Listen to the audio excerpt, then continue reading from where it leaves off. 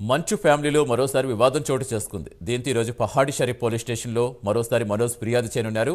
శనివారం రాత్రి జల్పల్లి నివాసంలో మనోజ్ పార్టీ ఏర్పాటు చేయగా పార్టీలో విద్యుత్ సరఫరా కోసం జనరేటర్ తెప్పించారు. అయితే మనోజ్ పార్టీ ఏర్పాటు చేయడంతో అసహనానికి గురైన విష్ణు జనరేటర్లో తన మనుషులతో పంచదార వేయించారనే ఆరోపణలు చేస్తున్నారు. అన్నదమ్ముల మధ్య స్వల్ప వివాదం చోటు చేసుకుంది. ఆధారాలతో సహా పహాడి షరీఫ్ పోలీస్ స్టేషన్లో మనోజ్ మరోసారి ఫిర్యాదు చేయనున్నారు. ఇప్పటికే శాంతి భద్రతలకు విఘాతం కలిగించొద్దంటూ విష్ణు మనోజ్తో సిపి బాండ్ రాయించుకున్న నేపథ్యంలో పోలీసులు ఎలాంటి యాక్షన్ తీసుకుంటారనే దానిపై ఆసక్తి నెలకొంది.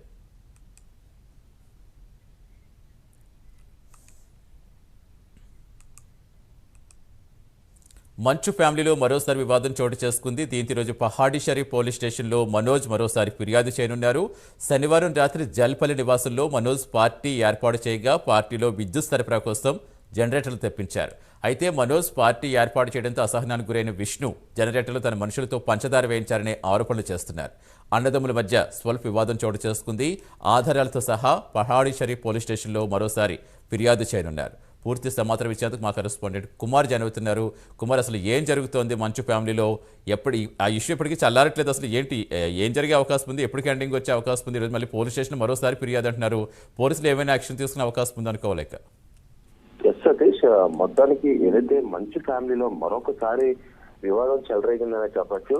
ముఖ్యంగా ఏదైతే ఇప్పటికే మంచు ఫ్యామిలీలో జరిగిన గొడవకు సంబంధించి ఇటు మంచు విష్ణు కూడా కమిషనర్ సుధీర్ బాబుకి అయితే ఏదైతే బాండ్ తెలిపారో మరొకసారి ఇలా గొడవలు పడమంటూ కూడా, అలాగే ఏదైతే పోలీస్ విధులు కావచ్చు లేదా మీడియా విధులు కావచ్చు ఆటంకం కలిగించకుండా ఉంటామంటూ కూడా ఇప్పటికే ఏదైతే బాండ్లు అయితే సమర్పించారు. కానీ మరొకసారి అంటే శనివారం రాత్రి ఏదైతే మనోజ్ తన నివాసంలో ఒక విందు అయితే ఏర్పాటు చేసుకున్నారు. ముఖ్యంగా ఆ విందు ఏర్పాటు చేసుకున్న సమయంలో కూడా విష్ణు దాన్ని ఏదైతే మనోజ్కి సంబంధించిన జనరేటర్ లోని పంచదార పోయించాడంటూ కూడా ఏదైతే మనోజ్ అయితే ఆరోపిస్తున్నాడు. ఈ నేపథ్యంలోనే మరొకసారి పహాడి షరీఫ్ పిఎస్ కి అయితే మనోజ్ అయితే వెళ్ళనున్నారు. ముఖ్యంగా ఏదైతే దీనికి సంబంధించిన ఆధారాలన్నీ తీసుకుని కూడా పహాడి షరీఫ్ కి అయితే వెళ్ళనున్నారు.